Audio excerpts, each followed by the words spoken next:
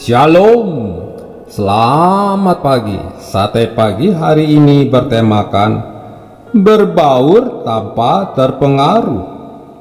Firman Tuhan terambil dari Roma pasal 12 ayat 2. Janganlah kamu menjadi serupa dengan dunia ini, tetapi berubahlah oleh pembaharuan budimu, sehingga kamu dapat membedakan manakah kehendak Allah, apa yang baik, yang berkenan kepada Allah, dan yang sempurna.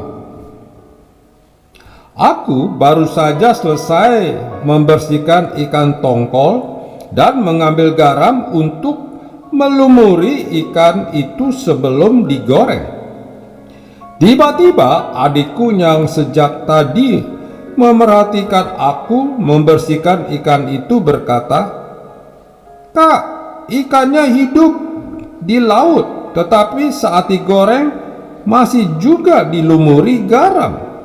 Benar-benar aneh, kok dagingnya tidak asin ya, Kak?"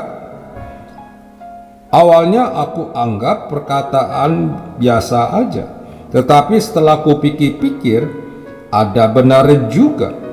Kadar garam dalam laut itu cukup tinggi. Harusnya daging ikannya menjadi asin.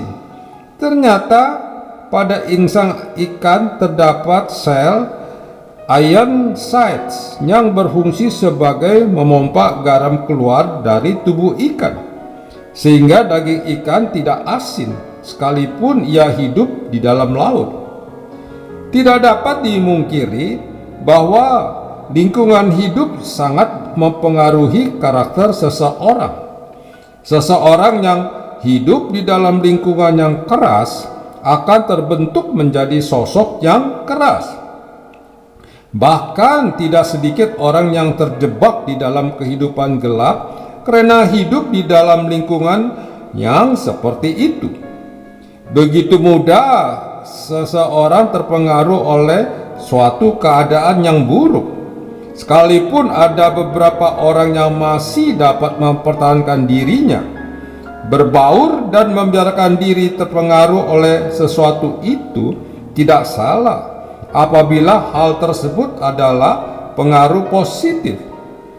Namun, berapa banyak dari 10 orang yang dapat mempertahankan dirinya ketika berhadapan dengan lingkungan yang buruk? Seperti yang kita saksikan saat ini, begitu banyak pemberitaan melalui media tentang kelakuan anak-anak muda yang tidak benar. Namun, ketika keluarga mereka ditemui, orang tuanya bahkan menjelaskan bahwa anaknya adalah sosok anak yang baik dan berhati lembut di rumah. Tidak dapat disangkal lagi bahwa perubahan sikap tersebut adalah oleh pengaruh buruk dari lingkungan di mana mereka bergaul. Kita diciptakan oleh Tuhan sebagai makhluk sosial. Itu sebabnya kita harus bergaul dengan siapa saja, dan bila berada di dalam lingkungan yang baru, kita juga harus bisa beradaptasi. Kita juga harus menyesuaikan diri dengan cara hidup orang di lingkungan tersebut. Dengan demikian, kita dapat diterima juga dan disukai oleh orang-orang di lingkungan tersebut. Jika lingkungan itu adalah kumpulan orang-orang yang baik, maka tidak ada masalahnya. Tetapi jika kita berada di tempat dan situasi yang orang-orangnya berperilaku tidak baik, apakah kita harus menyesuaikan diri dan mengikuti mereka? Kita tidak perlu mengikuti gaya hidup di dunia.